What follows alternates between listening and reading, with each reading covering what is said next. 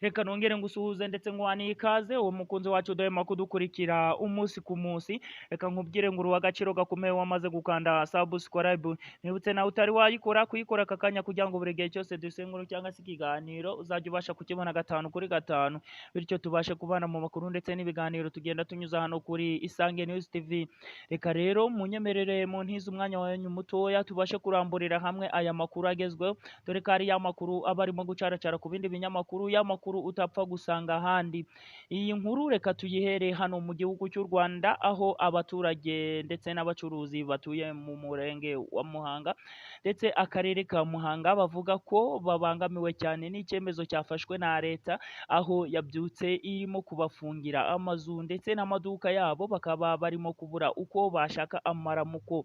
Ibi ngibi byatangajwe nyuma y'uko bamwe mu bacuruzi bacururiza hariya mu mujyi wa Muhanga bavuze ko batunguwe n'icyemezo cya leta cyo kuza gufunga amaduka yabo batabimenyeshejwe ngo babe bashakira aho gukorera, dore ko bagiye bafungirwa amaduka nta nteguza, anariko bahise basohorwamo bagafungirwa amaduka nta nteguza habe na gatoya. Abacuruzi bamwe mu bakorera hano mu mujyi wa Muhanga bavuga ko bafungiwe batazi icyatumye bafungirwa, dore ko atari amafaranga yo kwishura ba nyiri aya mazu yabuze, cyangwa se kuba bafite ibindi byaha nko kwishyura imisoro, ahubwo ari icyemezo cya leta batari basobanukirwa neza. Twagerageje kuvugana n'ubuyobozi butubwira ko iki cyemezo cyafashwe nyuma y'uko bakurikije igishushanyo mbonera cy'umujyi wa Muhanga, ndetse ko bagomba kuba bafunga n'andi yasigaye kugira ngo abacuruzi ndetse na ba nyiri aya mazu bahutishe icyemezo cyo gushyira mu bikorwa igishushanyo mbonera cy'uyu mujyi wa Muhanga,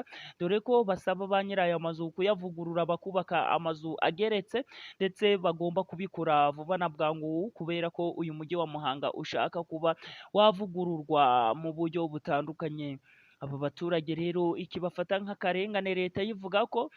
ubwiza bw'umujyi wa Muhanga ari ubwiza bw'abaturage, ndetse ko ari bo bifitiye akamaro batagakwiye kwinubira ibi ngibi byabaye. Kugeza ubu ngubu hariya muri Repubulika Iharanira Demokarasi ya Kongo harimo kuvugwa amakuru menshi, amakuru agiye atandukanye, aho kugeza ubu ngubu harimo kuvugwa inkuru ivuga ko abaturage bagera ku 8 ndetse abagabo bagera kuri 2 babashe kuba bafatirwa hariya mu mujyi wa Goma. Ibi ngibi byabaye nyuma ya sokora cyangwa se gusukura umujyi, nk'uko Superintendent Faustin yabitangaje, usanzwe uhagarariye umujyi wa Goma, yatangaje ko bakoze sokora hakabasha gufatirwamo abanyarwanda bagera ku 8 ngo basanzwe bafasha uriya mutwe mu 23 mu bikorwa byawo bya buri munsi byo kuba wateza umutekano muke, nk'uko uyu Superintendent Faustin agenda bisobanura. Avuga ko aba bagabo bagera ku 8 bafashwe nyuma ya sokora ibereye hariya mu mujyi wa Goma, kugira ngo babashe kuba bashyikirizwa ubutabera, babashe kuba basobanura icyo barimo gukora hariya muri Repubulika Iharanira Demokarasi ya Kongo, kandi basanzwe ari abanyarwanda, dore ko iriya Repubulika Iharanira Demokarasi ya Kongo, leta ya Kinshasa igenda ishinja u Rwanda kugenda rufasha uyu mutwe mu 23 mu bikorwa byawo bya buri munsi, aho ivuga ko u Rwanda ari rwo rurimo kurwana hariya muri Repubulika Iharanira Demokarasi ya Kongo. Ibi ngibi u Rwanda ruvuga ko ari ubusutwa ndetse rugenda rutera utwatsi ibi ngibi bivugwa na leta ya Kongo, aho u Rwanda rugenda rusobanura ko Kongo ariyo ifite uruhare mu kuba yakemura ikibazo kiri hagati y'umutwe mu 23 ndetse na leta ya kiriya gihugu, ndetse kandi nta n'undi wakinjira muri kino kibazo leta ya Kongo itabigizemo ubushake ngo ibashe kuba yagikemura. Ibi ngibi bibaye nyuma y'imirwano yagiye ihuza uyu mutwe mu 23 ndetse n'ingabo z'igisirikare cya leta, aho byagiye bibera mu duce tugiye dutandukanye. M23 ikagenda itwigarurira, kugeza ubu ngubu tukaba turimo kugenzurwa na M23.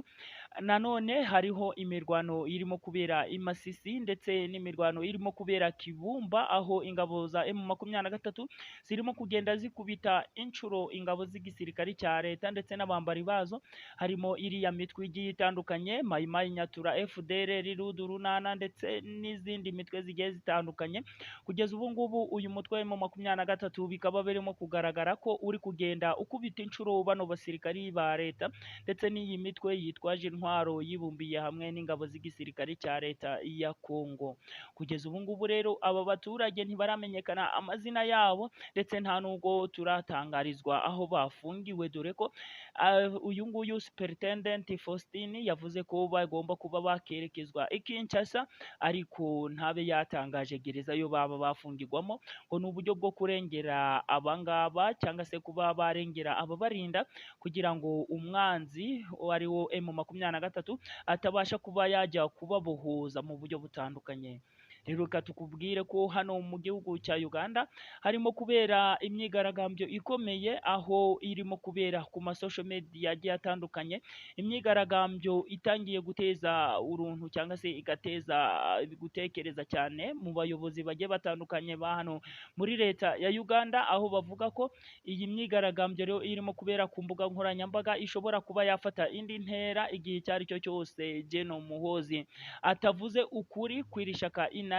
Aya ni amakuru yasohotse mu minsi ishize, aho General Muhoozi umuhungu wa Yoweri Kaguta Museveni yanditse ku rukuta rwe rwa X avuga ko papa we arimo kugenda ahishira bamwe mu bayobozi bagiye batandukanye ndetse akabahishira kugira ngo batabasha kuba bafatwa n'ubutabera, ngo babashe kuba baryozwa ibyaha barimo kugenda bakorera hariya mu gihugu cya Uganda, aho agenda ashinja abayobozi bamwe na bamwe kugenda bajya ruswa ndetse no kugenda bafata abantu bakabasha kuba babacucura utwabo bitwaje icyo bari cyo, aho Museveni avuga ko we ibi ngibi umuhungu we arimo kuvuga ari ubwana ndetse ko atazi ibyarimo. Politike ya Seko ariyo inari kwisunga, dore ko ari we wamuhaye aya mapeti yo kuba yamugira generali w'ingabo za hariya muri Uganda.